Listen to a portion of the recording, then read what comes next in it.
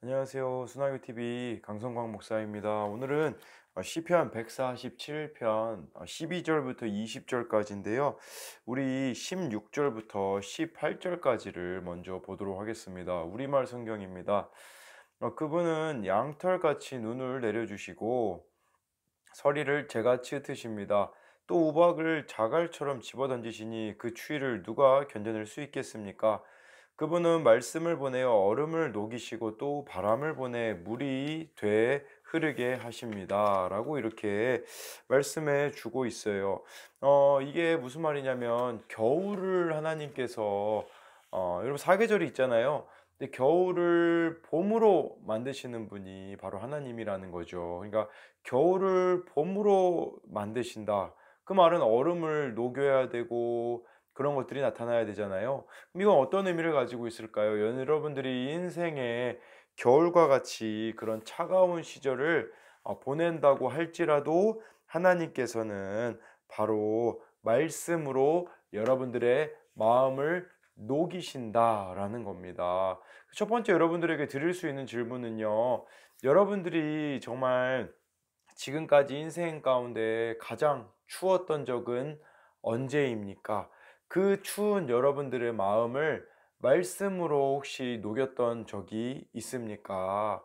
저 같은 경우는요, 군대라는 게 남자에게 있어서는 가장 힘들죠. 왜냐면 군대의 가장 힘듦은 바로 어디로 갈지 모른다라는 거죠. 내가 이 훈련소에서 훈련을 받고 어느 곳으로 가야 될지, 또 누구를 만나야 될지 아무것도 모르기 때문에 막연할 수밖에 없거든요. 제가 이제 훈련소에 입대를 했을 때 정말 힘들더라고요. 저 같은 경우는 군대를 3년 정도 늦게 갔거든요. 그 시간이 저에게서는 인생에 있어서 겨울과 같은 시간이었습니다. 그랬을 때 제가 이렇게 훈련 중에 그 당시 조그마한 성경책을 교회에서 나눠줘 가지고 틈틈이 훈련 나갈 때마다 이렇게 쉬는 시간에 또 기다리는 시간에 성경을 읽었거든요. 그때 저에게 은혜가 되었던 말씀은 뭐냐면 "양을 이리 가운데 보냄과 같도다." 그 말씀이었었어요. 그러니까 정말 제가 군대에서 생활한다는 것은 기독교 그런 선교단체나 교회에서만 있다가 제가 세상의 한가운데 가게 되어진 거랑 같은 의미였었거든요. 그래서 제가 이 양인 제가 이리들과 같은 그 세상 속에서 그 사람들이 이리라는 말이 아니라 그곳에서 정말 제가 '믿음을 잘 지켜 나가야겠구나.' 그 생각을 그 말씀을 보면서 아직도 그 말씀이 기억에 남는 거는 저에게 그 당시에 참 큰 힘이 되었던 것 같습니다. 이처럼 겨울과 같은 여러분들의 마음을 녹일 수 있는 것은 말씀이라는 겁니다. 그냥 한번 여러분들이 말씀 읽어 봤으면 좋겠어요. 언제까지 읽어야 되냐고요? 여러분 마음이 괜찮아질 때까지 한번 읽어 봤으면 좋겠습니다. 그다음에 19절 20절 말씀이에요. 그분은 야곱에게 말씀을 들려주시고 이스라엘에게 규례와 명령을 나타내셨습니다. 다른 어떤 민족에게도 이렇게 하신 적이 없으시니 그들은 그분의 명령을 알지 못했습니다. 여호와를 찬양하라.